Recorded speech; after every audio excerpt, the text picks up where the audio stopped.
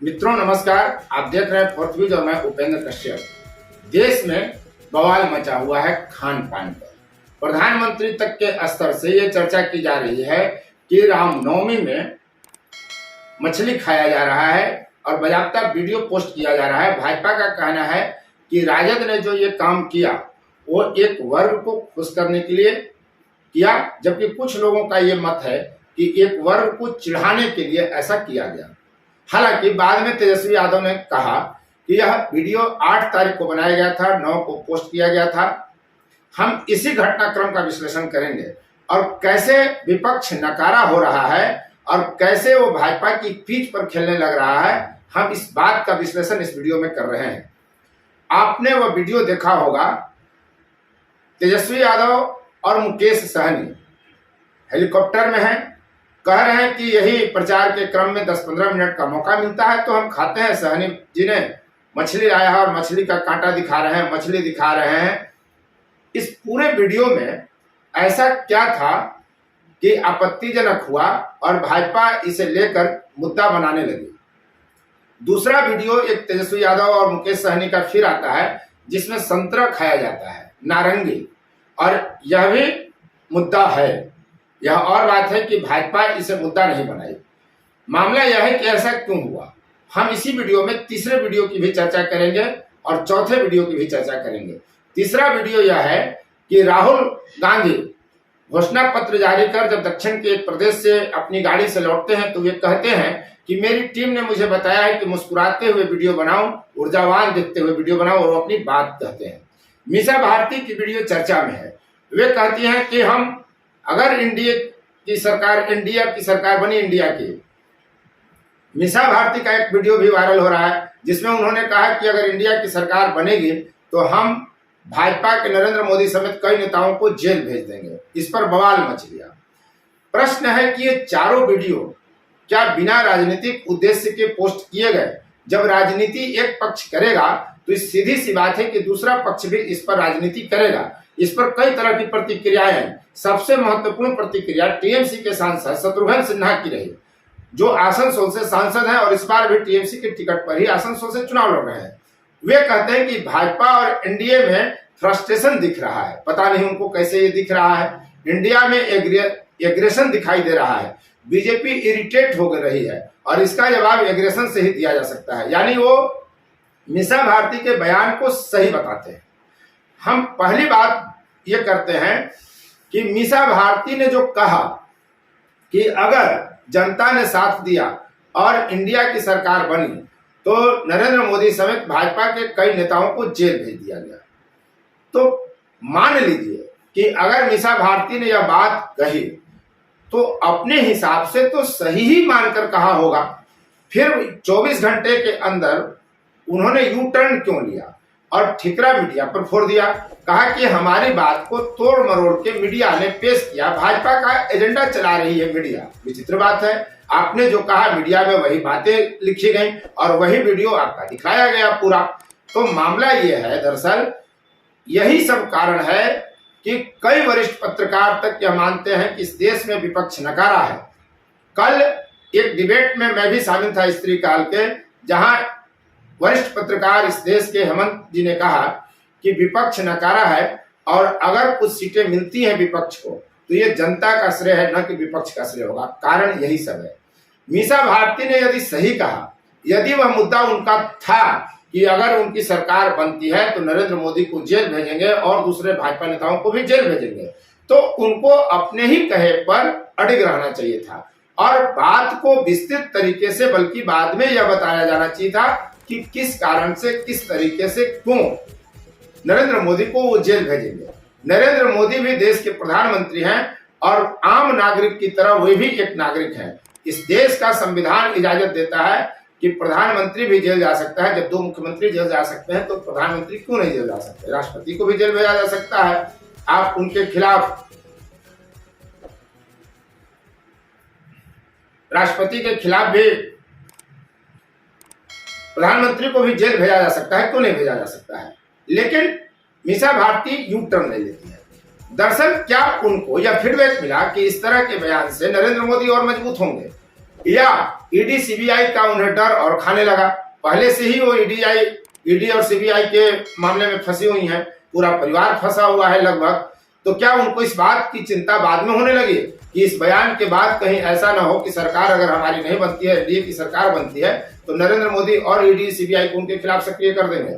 या जनता के तरफ से उनको फीडबैक मिला, पार्टी के विश्लेषकों ने, चिंतकों ने, विचारकों ने उन्हें यह फीडबैक दिया कि आपके इस बयान से नरेंद्र मोदी और मजबूत होंगे, इसलिए वे वापस ले ली। कारण जो भी हो, अगर मीसा भारती ने जो बात कही उस पर अड़िग नहीं रही, वे यू टर्न लेती हैं, तो सीधी सी बात है कि उनके कार्यकर्ता और आम जनता में भी इसका संदेश बेहतर नहीं गया। और यही कारण है कि विपक्ष विश्वसनीय नहीं होता है। अब हम राहुल गांधी की बात करते हैं। राहुल गांधी अगर अपने घोषणा पत्र में जनता के विचारों को शामिल होने को लेकर आभार व्यक्त कर रहे हैं जनता से, तो ये कहने की क्या जरूरत है कि मेरी टीम ने मुझे हंसते हुए वीडियो बनाने के लिए कहा, ऊर्जावान दिखते हुए वीडियो बनाने की बात कही, जबकि वे थके हुए लग रहे थे। विचित्र स्थिति है। इस तरह की बातों से ही इन लोगों को कोई गंभीरता से नहीं लेता। और कई वरिष्ठ पत्रकार ने तो यहाँ तक कहा कि मीसा भारती को बोलने नहीं आता, उनको गंभीरता से नहीं लिया जाता है। अब हम बात करते हैं मुकेश सहनी और तेजस्वी यादव की, जिसकी खूब चर्चा हो रही है।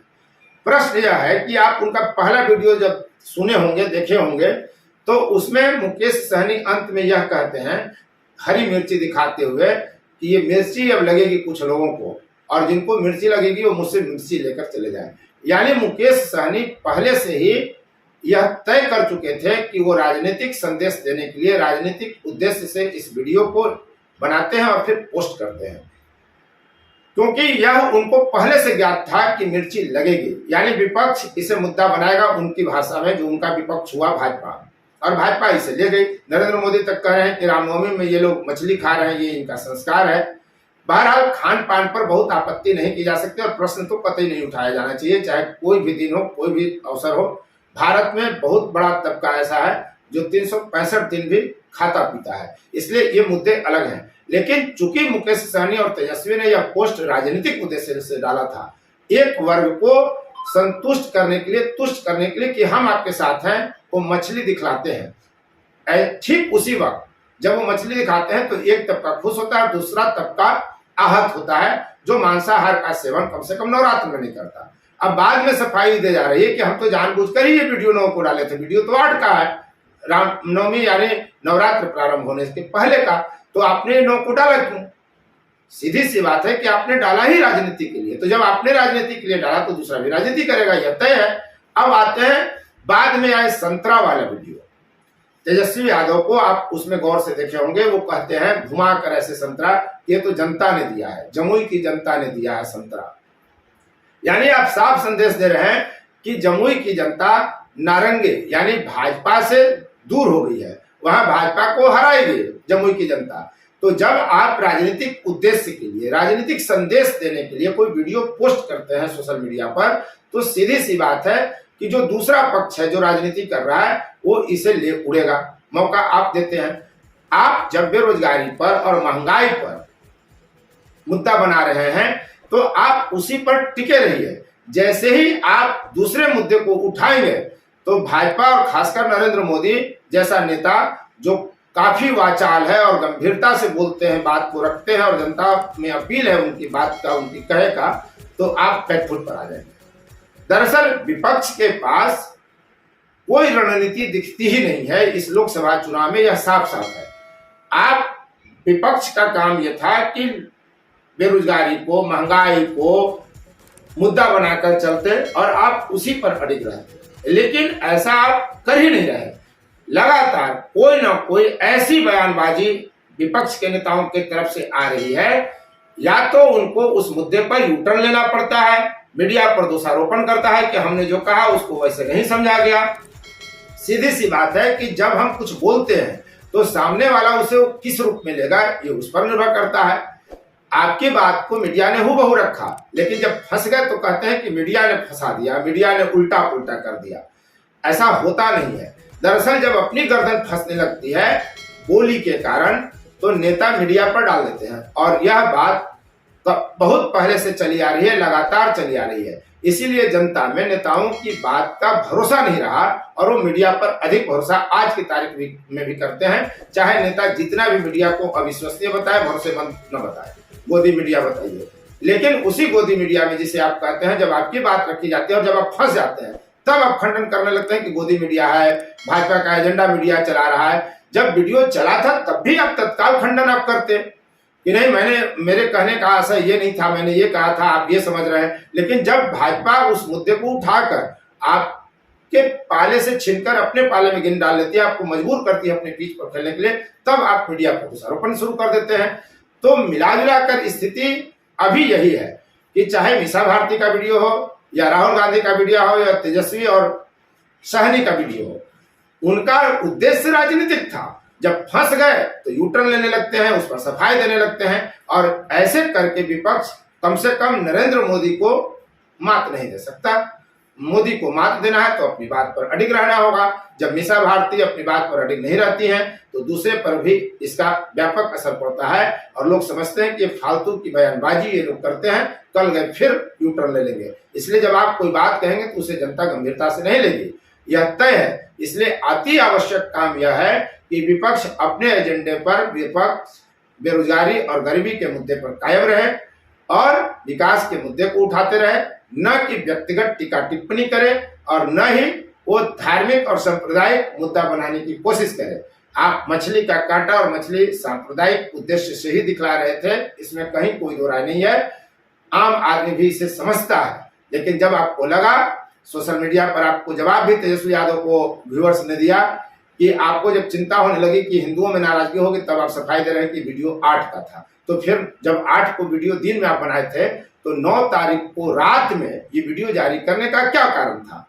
सीधी सी बात है, या तो आप पहले झूठ बोल रहे हैं या आप जानबूझकर राजनीति कर रहे थे। जब आप राजनीति करेंगे तो आपके खिलाफ जो राजनीतिक दल खड़े हैं वो भी राजनीति करेंगे, सीधी सी बात है। इसलिए किसी भी मुद्दे को विपक्ष गंभीरता से अगर नहीं उठाएगा तो विपक्ष नकारा ही साबित होता रहेगा और भाजपा मजबूत बनते रहेगी।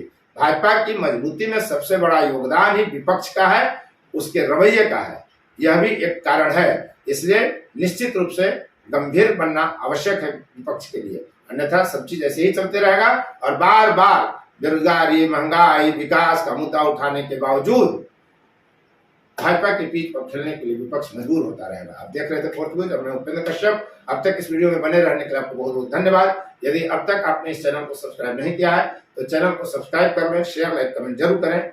जय हिंद। फोर्थ व्यूज, चौथा विचार, बाकी ठीक है।